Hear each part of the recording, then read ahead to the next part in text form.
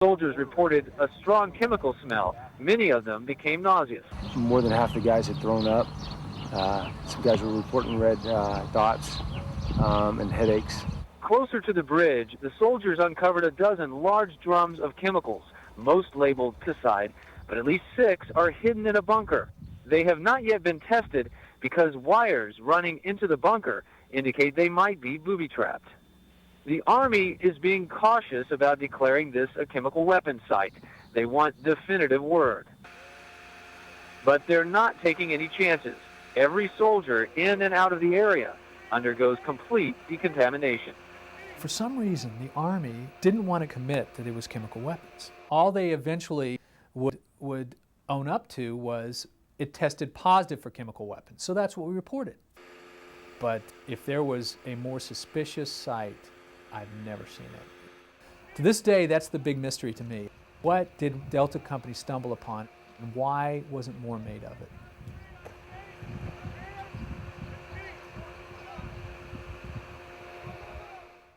I didn't see the job of the embeds, myself included, as the big picture person. We were the microcosm people. We were the narrow beam of light on one tiny part of it. How many of you guys ever been in combat? First time. There was some grumbling that embedded means being in bed with the military, and it really was not the case. I was going to approach this like covering the police beat in any city. And if you do your job well, you're hanging out with the cops, you're going on patrol with the cops, you're walking the beat with the cops, you're having a cup of coffee with the cops, but you're not a cop. We got door right, door right. And if they go wrong, you have to report it.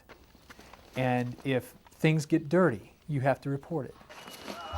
And there's always that understanding. Okay, where is Bravo Company in terms of this area? Right here. They're clearing this right now. Okay. Clearly, you grow to like these guys. But if there were any instances where things went horribly wrong or even pretty wrong, we were going to report it. Just so happened that nothing really went wrong for these guys. They did their job.